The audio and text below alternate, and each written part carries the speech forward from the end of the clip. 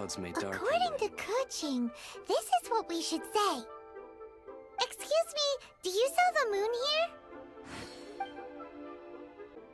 Yes. How many would you like? It's not convenient to speak of numbers here. Ah, well said. Please, use this to ascend to the chamber. Yes, speaking of which, are you two the guests that Lady Ning Guang has arranged to meet with today? Yep. And yet the code they used was not the one for guests, but for the Yuheng. What's going on here?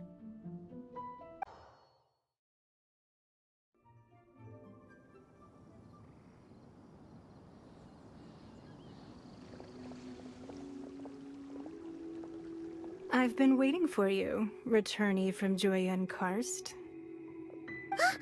It's Ning Guang. Since this is our first meeting, we've prepared a gift. I hope you like it. Oh, for me. You have my thanks. It's the... Oh no, it's nothing. I'm glad you like it too. This palace floats in the skies, higher than the peak of any mountain. From this vantage point, one may survey all of Liyue. I have been gathering the funds necessary to build it from the time I began learning the merchant's craft.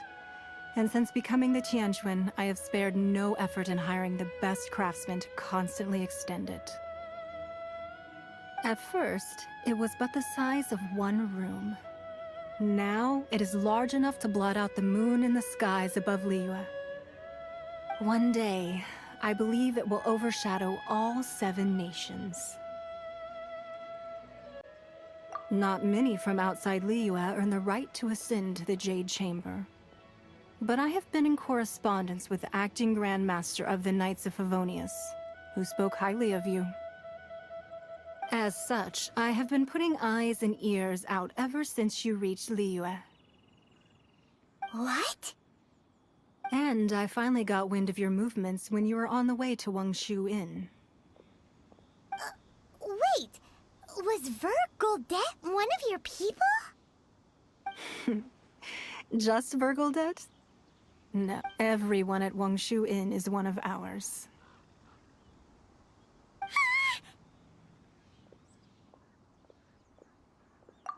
At the Guizhang Ballista, yes? You weren't peeking on us from the skies the whole time, were you? I fear that peeking would have been a little difficult from this altitude.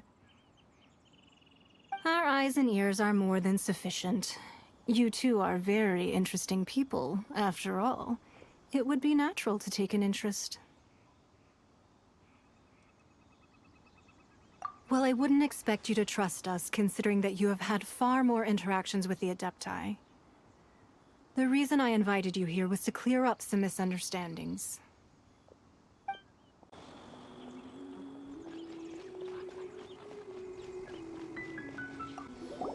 I believe that you've heard of the Archon War. Many gods used to walk this earth, and many long wars were fought between them that did not abate until 2,000 years ago. Much blood was shed, and many lives were lost. In the end, only 7 victors remained standing in Teyvat. They built cities and nations on the corpses of the vanquished, and thus began the era of the 7. You can see Goyun Stone Forest from here, I trust. It is no natural rock formation. Those are giant spears of rock hurled by Rex Lapis during the war. Beneath the spears lie those cast down by Rex Lapis in those days, gods that failed to seize the title of Archon. Not only is it true that gods may die, but so too has the membership of the 7 changed over the last 2 millennia. Rex Lapis's passing is an unimaginable disaster for Liyue. But the Order of the 7 will not collapse simply because of that. Another Lord of Geo will arise sooner or later. Yet, how are we to forget Rex Lapis? When that time comes, the relationship between the people of Liyue and the gods and adepti will surely be different from before. Even in a new era, the Liyue Qixing remain Rex Lapis's former subjects. Do you really think us capable of having played a part in his demise? Of lacking the foresight to see the certain repercussions? That day at Yujing Terrace, it was also very sudden. Even I was caught completely off guard. You were there, you no doubt saw. But our enemy has long lain hidden within the harbor. If we do not act against them now, they will surely gain the upper hand. Hiding the Exuvio was a necessary maneuver to take the initiative back, to play the spider while our foes scurry about. Who's this enemy you're talking about? What do you think, traveler? Huh? What are you two talking about? Well answered.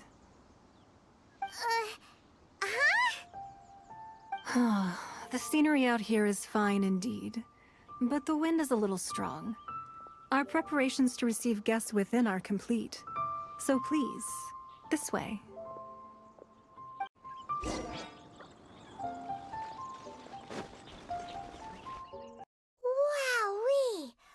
What a huge hall!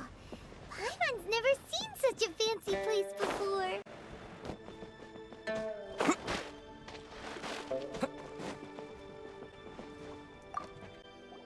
Be at ease, you two. Make yourselves at home if you wish. Can we really? I have invited you two here as friends. And when friends come over to play, our enjoyment comes first. Naturally. Ooh! Isn't this that legendary wall? Why, you've kept your ear to the ground, I see. That's because even the storytellers are talking about it. Everyone's after a piece of paper from that wall. It's super famous. That's because that wall records Leo's secrets. Merchants have always been attracted to secrets. But the secrets of the mercantile world are of no interest to you, are they, traveler? You're rather special, really, and I think you're quite aware of that. If possible, I'd like to have your trust. But if you were to choose the more trustworthy person between myself and Kuching...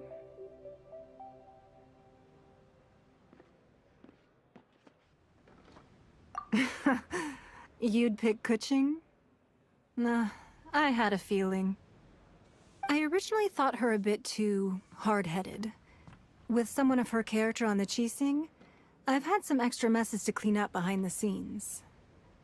But after she said those words, the time of the Adepti has long passed. If even the Liyue Qixing don't want to face that truth, then what future is there for Liyue? Well, I must say that quite a few of my doubts have been dispelled.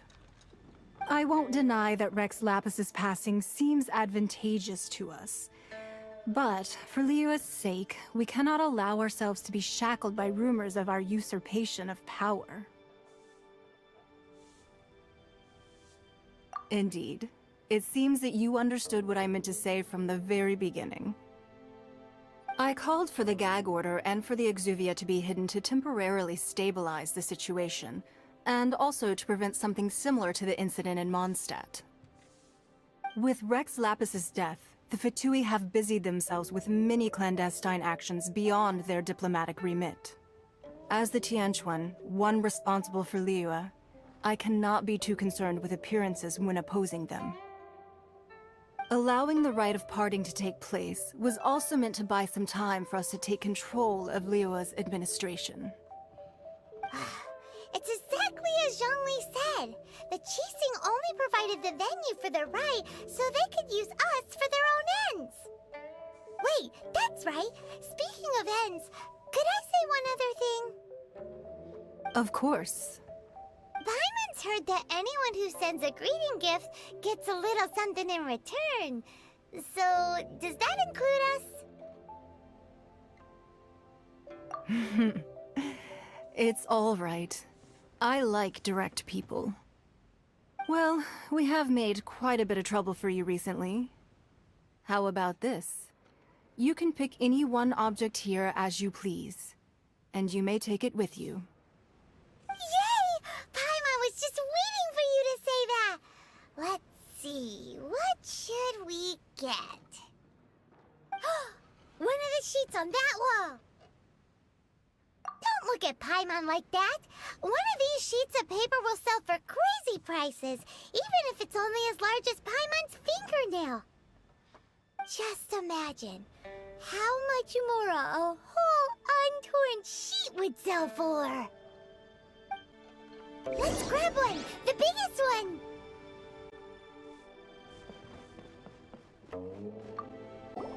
Huh? Well, that was an easy search. The biggest sheet is right up there in the most obvious spot. Let's go with that one. La la la la la. Let's see what's written on it. Huh? There's a place marked with a circle on here. Oh, could it be treasure? Whatever it is, it better make us filthy rich. Let's see what's written over here. Sigil of permission, something, something, Fatui, research, copy. Huh? Aw, that doesn't sound like treasure at all. This piece of paper shows that a Qixing spy discovered traces of classified Fatui research on the Sigil of permission. Oh, Nin Guan did say that the Fatui have been up to all kinds of mischief in the shadows of Liyue. Spreading rumors, wanting to get their hands on the Archon's body and whatnot. But research on the Sigil of permission? Paimon wonders what they're up to. Speaking of which, there's also some connection between you and the Sigil of permission. Seems there's still more for us to find out. Oh, you really think so? Well, should we not go then? Oh, so you're saying that it's precisely because we can't completely trust Nin Guan that we should confirm the truth of what she says for ourselves. That's way out of Paimon's league. Paimon thinks she's been nothing but good to us. Anyway, we'll see if you're onto something. Before we look for Zhongli at Dihua Marsh, let's go to the place marked out on these papers and see if the Fatui really are up to no good there.